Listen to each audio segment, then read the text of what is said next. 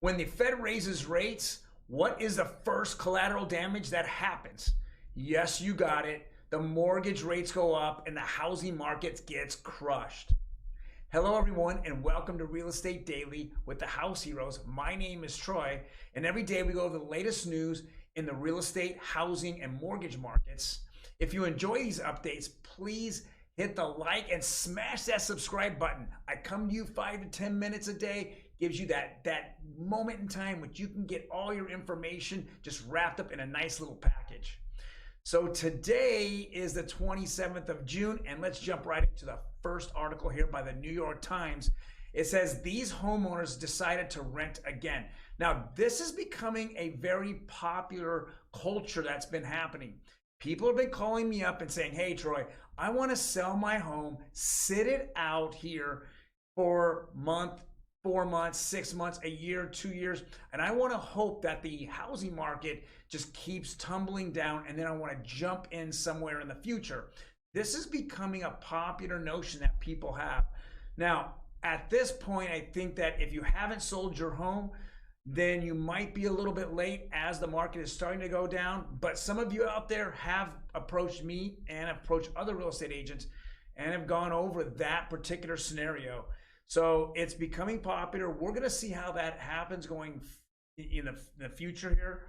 But if that does happen, as that becomes more popular, that will bring more inventory on. And then it all depends on how much the Fed's going to tighten, which is going to determine how high those rates are going to go. Next article here is investors, including Wall Street, helped drive up home prices during the pandemic housing boom. Here's the proof. And we've seen this happen many times. There are several different factors of the reasons why we saw the biggest and best housing boom in ever, I should say, for the last 2, 3, 4 years.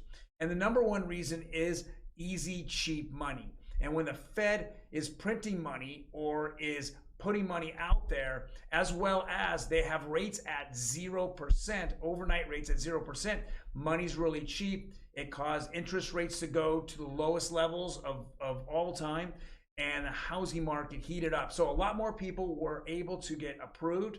They were able to jump into a home, and they were seeing that it was so much better than renting, and it really caused a housing, market explosion.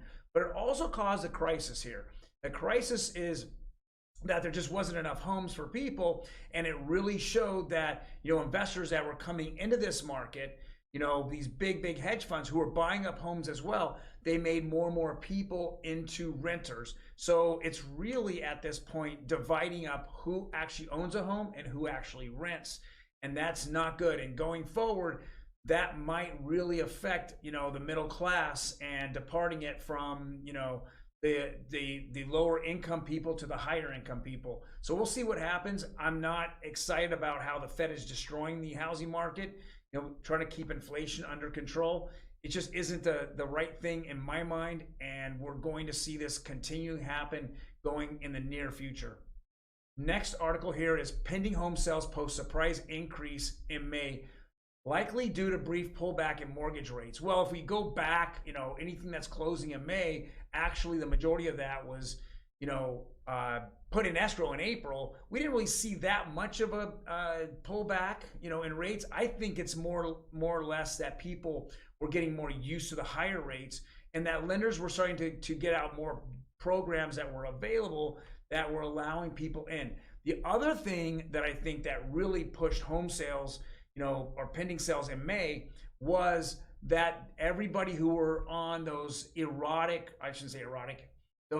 those mortgage loan programs that couldn't get in before because they didn't have a big down payment. Now they were able to get into it, such as VA, down payment assistance, FHA, all those people that had put in offer after offer after offer, month after month, they were able now to get into homes. And I think those homes are being sucked up on the pending home sales in May. Hopefully they'll be closing in June.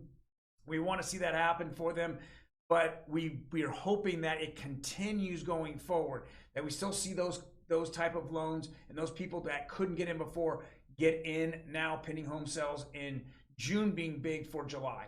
But that's to see what's going to happen in the future here. But I really hope that continues. Otherwise, I think in July we're going to see a big housing stagflation here, where we're not going to see a lot of pending homes in July. That's just my personal opinion, because I think that the Fed is going to be raising rates and really tightening. And the last article here is about, actually nationwide mortgage rates. This was for Friday. 30-year conforming was 5.85, went up slightly. 15-year, conventional slightly down. We saw a fairly big jump here in jumbo, but we saw pretty flat there in the 30-year FHA. So now we've gone about 2 weeks where we're seeing a little bit of a float down in rates. We're going to hopefully see that this week, but I think that starting in July, especially after the holiday, I think we're going to see them kind of edge up again, and we're going to see where we go in July from there. But if you like the content, again, hit that like button. Otherwise, guys, if you have any comments, please leave them in the comment section. I'm more than happy to answer them for you. We will see you tomorrow on Tuesday. You guys take care.